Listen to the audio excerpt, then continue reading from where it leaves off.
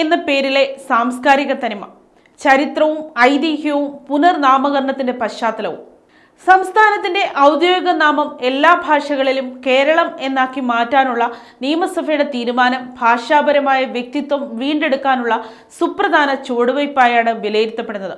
മലയാളികൾ തങ്ങളുടെ നാടിനെ കേരളം എന്ന് വിളിക്കുമ്പോഴും ഭരണഘടനയുടെ 1-ാം ഷെഡ്യൂൾ പ്രകാരം ഇംഗ്ലീഷിൽ ഇത് കേരള എന്നാണ് രേഖപ്പെടുത്തിയിരിക്കുന്നത്. ഈ വൈരുദ്ധ്യം അവസാനിപ്പിച്ച് സാംസ്കാരികമായ തനിമ നിലനിർത്താനാണ് സർക്കാർ ലക്ഷ്യമിടുന്നത്. കേരളം എന്ന വാക്കിന് സഹസ്രാബ്ദങ്ങളുടെ പഴക്കമുണ്ട്. BC 3-ാം നൂറ്റാണ്ടിലെ അശോക ചക്രവർത്തിയുടെ 2-ാം ശിലാശാസനത്തിൽ ഈ പ്രദേശത്തെ കേരളപുത്ര എന്നാണ് വിശേഷിപ്പിക്കുന്നത്. സംഘകാല കൃതികളിലും വിദേശ സഞ്ചാരികളുടെ യാത്രാ വിവരണങ്ങളിലും ഈ പേരിന്റെ വിവിധ രൂപങ്ങൾ കാണാം.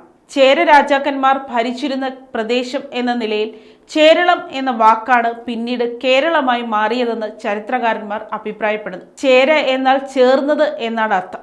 കടലിൽ നിന്നും മലയിൽ നിന്നും ചേർന്ന പ്രദേശം എന്ന അർത്ഥത്തിലാണ് ഇത് ഉപയോഗിച്ചിരുന്നത്.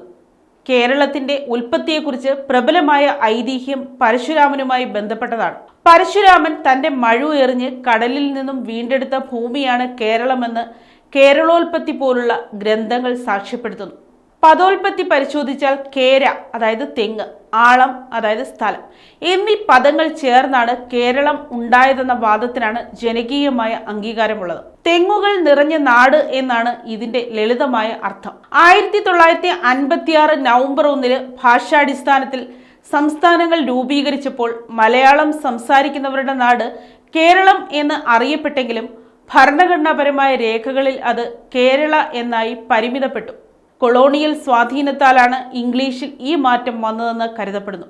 ഇംഗ്ലീഷ് ഉൾപ്പെടെയുള്ള എല്ലാ ഭാഷകളിലും സംസ്ഥാനത്തിന്റെ പേര് ഒരേപോലെ കേരളം എന്ന് ഉച്ചരിക്കപ്പെടണം എന്ന ഉറച്ച നിലപാടാണ് ഇപ്പോൾ നിയമസഭ സ്വീകരിക്കുന്നത്. ഭരണഘടനയുടെ ആർട്ടിക്കിൾ 3 പ്രകാരം പേര് മാറ്റുന്നതിന് കേന്ദ്ര സർക്കാരിന്റെ അംഗീകാരവും പാർലമെന്റിന്റെ ഭേദഗതിയും ആവശ്യമാണ്. ഈ നടപടിക്രമങ്ങൾ പൂർത്തിയാകുന്നതോടെ അന്താരാഷ്ട്ര തലത്തിലും ഔദ്യോഗിക രേഖകളിലും സംസ്ഥാനം അതിന്റെ തനതായ പേരിൽ അറിയപ്പെടും. ഇത് കേവലം ഒരു പേര് മാറ്റം മാത്രമല്ല, മറിച്ച് ഒരു ജനതയുടെ ഭാഷാപരമായ അഭിമാനത്തിന്റെ പ്രഖ്യാപനം കൂടിയാണ്. News desk, Kottarakkara media.